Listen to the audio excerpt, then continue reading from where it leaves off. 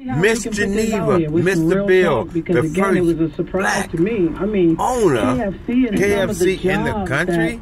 They have Let's hear given from her. to some of the younger generation is very concerning to me because again, Baltimore City, we in such a, I call it a homeless crisis. Yes. We got mothers and children. Mm-hmm. We have the lack of affordable housing that's going on, and where a mother can't even get a house anymore with her children. So, yep.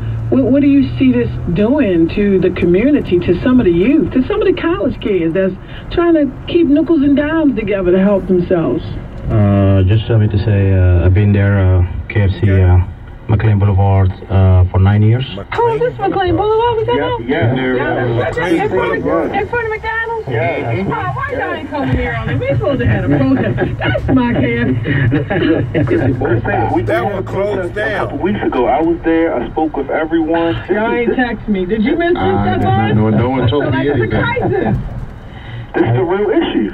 It is actually, yes, actually, thank you very much. I'll say that. Partnership up in there. But no, I will say thank you very much for the community for supporting the store. I mean, KFC is part of the community. Like I said, I lost 30 employees.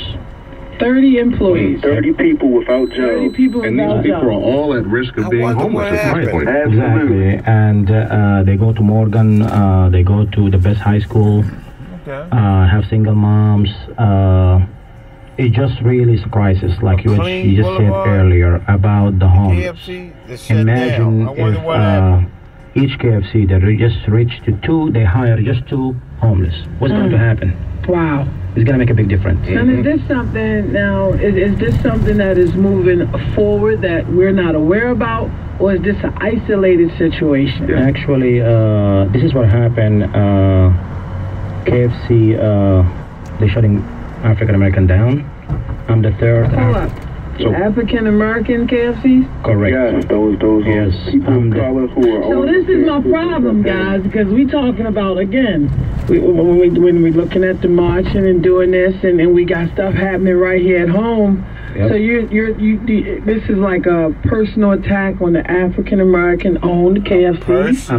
I'm the third African American shut down right now in Baltimore.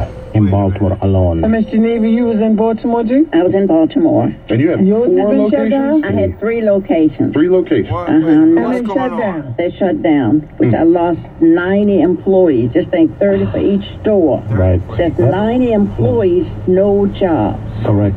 Real talk, Baltimore. 441 says, y'all messing up right now. You might be feeling some kind of way. Live on air with Mark is dead.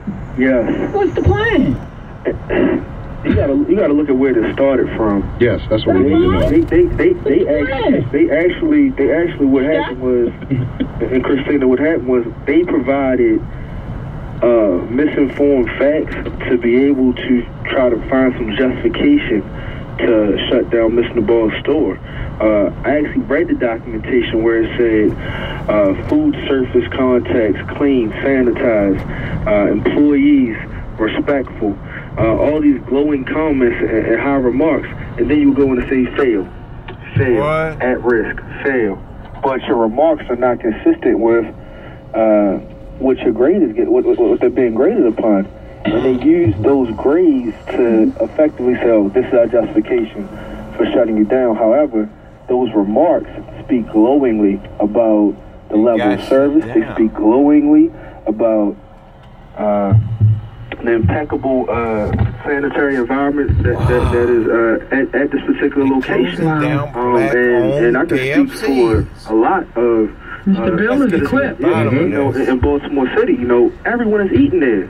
That's a staple. I went there twice and they was closed. I wonder why was they closed. And it's interesting because when you're talking about being misinformed and services rendered, it's a component somewhere that, if it's something personal, like, Mr. Bill, you feel like it's personal and Mr. Bill, what happened? And someone is trying to make themselves, this is the same issue that we have when it comes to services being rendered to some of our homeless individuals.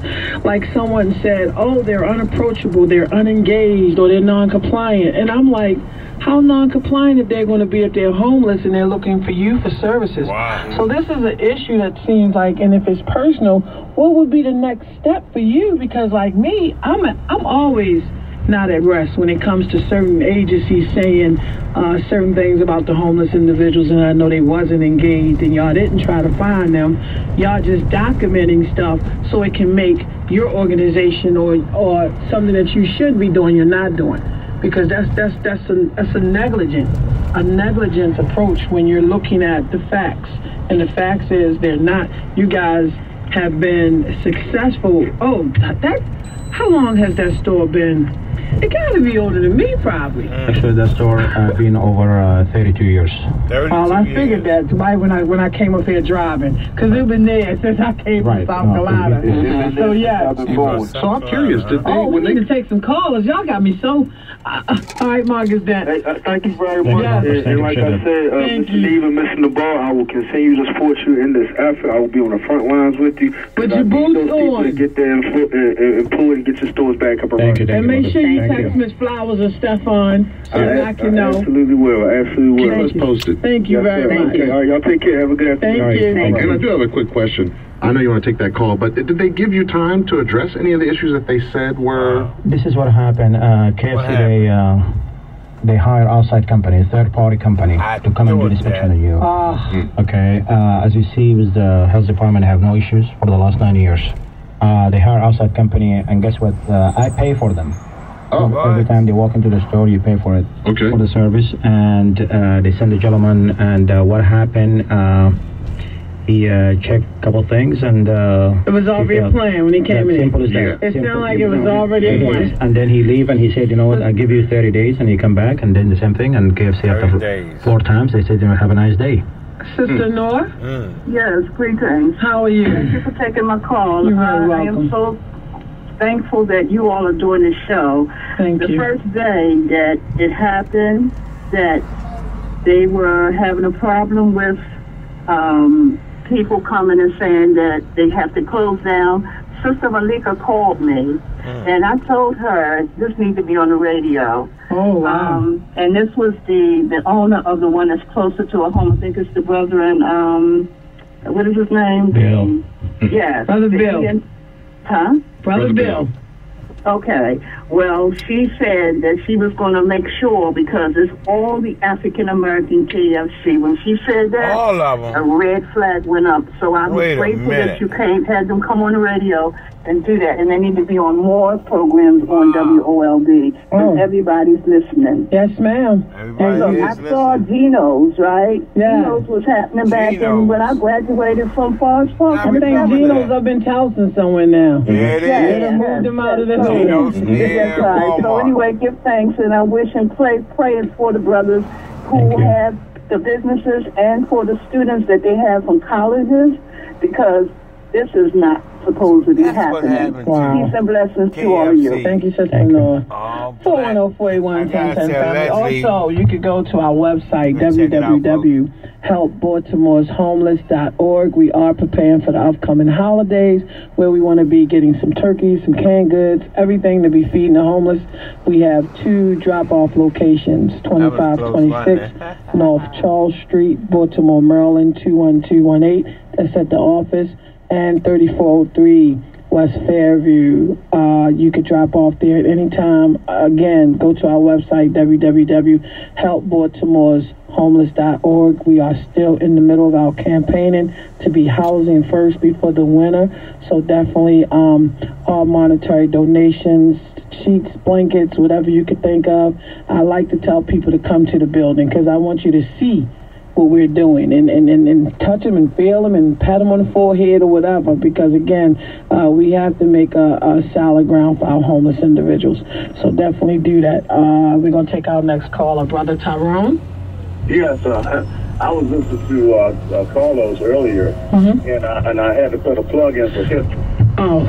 Let's be careful. Let's not tell people, we can chew bubblegum and walk at the same time. Brother Carlos was deep.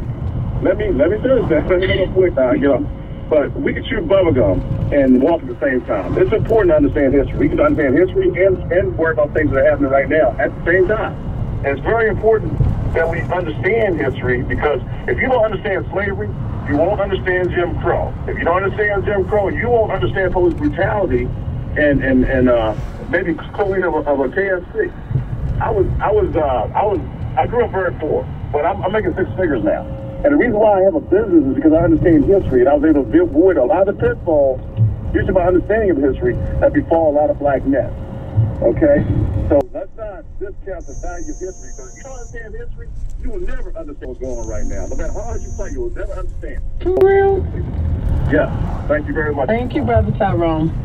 Thank you. I mean, reality is my... it's a lot of reality that's going on. I understand police brutality. I respect that point, but... It is. I mean, just something, please, about history. KFC has been boycotted in 1985 and by Reverend Jesse Jackson. KFC, they're panicking. They went and they gave 57 KFCs to African American to calm things down, and after that they've been shut down. So you think now they feel like things have calmed down enough? They can. We ain't doing enough. We ain't making enough noise. Let me tell you something, and I would love for your callers to give numbers. Maybe there is about 4,500 KFC in the U.S. There is about 600 owners. I just want to know, curious, how many black-owned KFC out of the 600?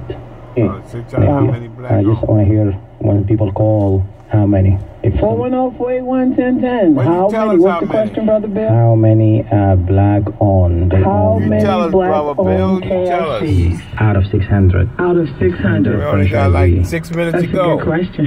And there is 45. Somebody go ahead to call with that one. How about you Googling? Actually, I hate to tell you that, but you cannot find it in Google because this is a private information. Google is just At the same thing is Taco Bell. How many owners? African American. That is about 6,000 stores in the U.S. Wow. We're going to take Sergeant Freeman. How are you today? Sergeant Freeman. So, Bob Marley, so much trouble in the world. You only know when you want to start at. You want to talk about Listen. Yes. I'm sitting, you know, I'm about the business. Be about the business. This gentleman is sitting in front of you. He just said something that just triggered something in my mind. I've got a mind like a Google. I don't need to Google stuff. All right. He got you. My brother, everybody's talking about what is. I'm going to tell you about what you can do. Since you into the Google thing, then you Google Junior Bridgman. Junior Bridgman played in the NBA for several years, Milwaukee Bucks, way back in the day. He went to Louisville, Kentucky. Anyway, he retired from NBA, took his money, owned 650 Burger Kings, a brother.